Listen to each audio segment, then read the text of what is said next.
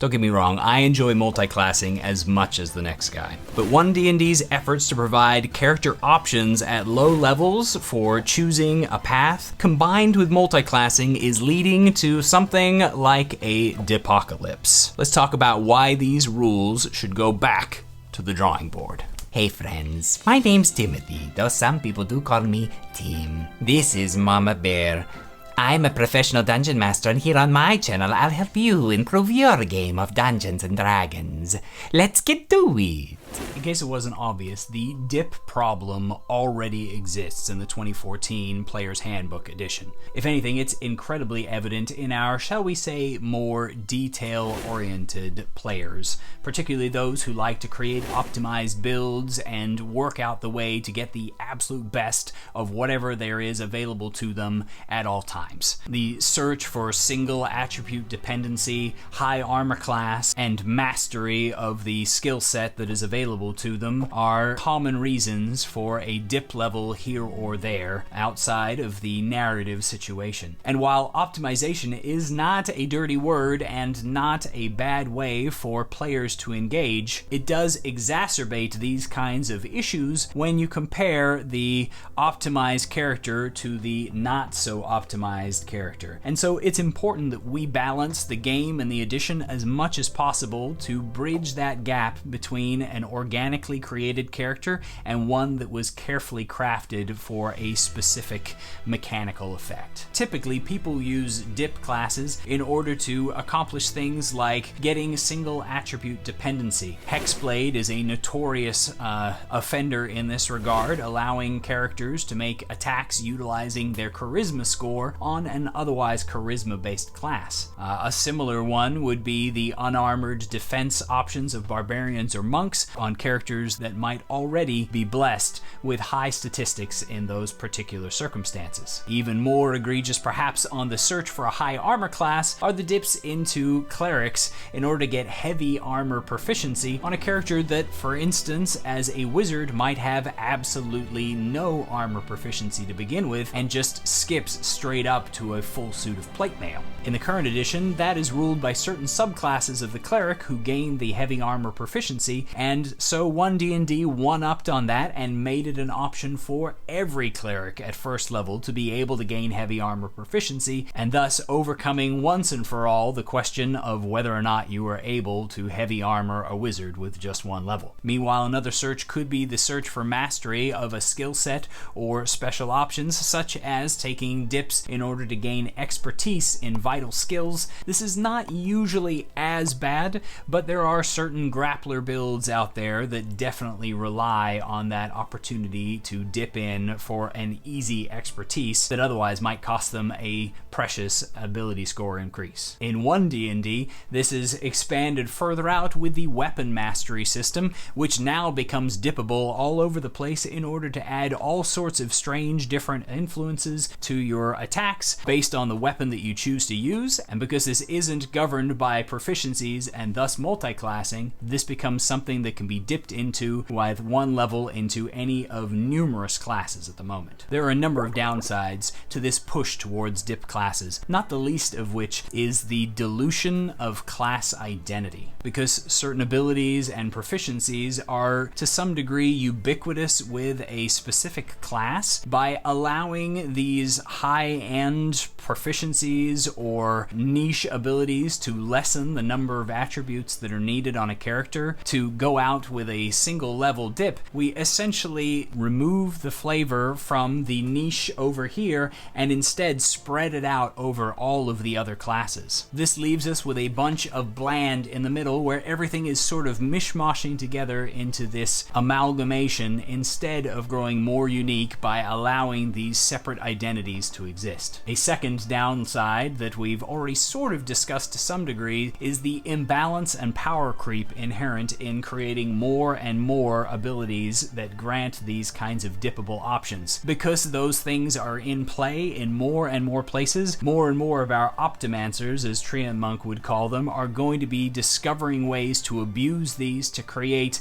the best opportunity from a mathematical standpoint. The higher and more powerful the best becomes, the more inertia and force there is pushing people towards that, and the greater the distance between the haves and the have-nots when it comes to the power level of their characters. Incidentally, when it comes to power level, another issue that comes from these dips is that there are less weaknesses and limitations. While I know that that's not a popular statement amongst our players, it is incredibly true that restrictions and weaknesses are vital in our game in order to enhance that game. It's dealing with those restrictions and overcoming those weaknesses inherent in any particular class that make the game the exciting experience that it is. By diluting those and taking those away at a systemic level with these single levels dropped here and there, we essentially remove the drama that comes around playing those weaknesses and dealing with those limitations. I'm just one voice here, and One D&D is on a trajectory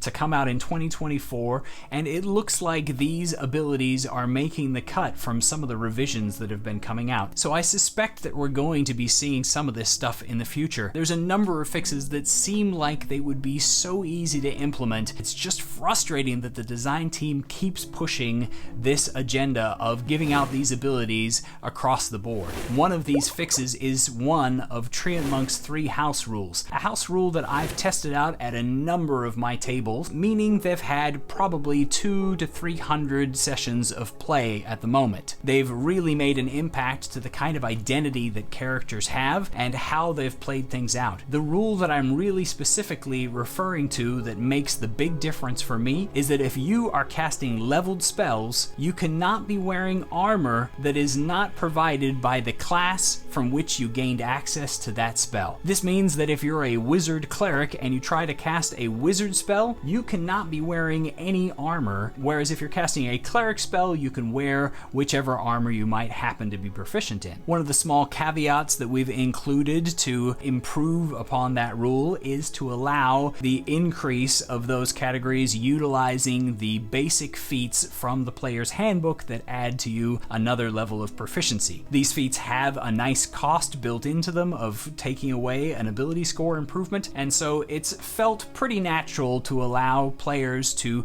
push up a little bit of time and take that sacrifice without just going for the straight up dip, gain everything approach. Secondly, a simple fix is for One D&D to just leave cleric proficiencies alone. Already built into the system of subclasses is the free proficiency with heavy armor that several of the subclasses receive. All you have to do is leave it there at the subclass choice, and because of the change One D&D is making with the subclass kicking in at level 3, you'll automatically leave that change for 3rd level in the character's progression. That means that somebody would have to sink 3 levels into their cleric wizard combo, which at that point has become a sufficient investment that the character they're creating is something special and interesting, and not just a wizard who also has cure wounds prepared. Finally, a change that could be made would be to design class abilities that scale with class levels instead of character levels,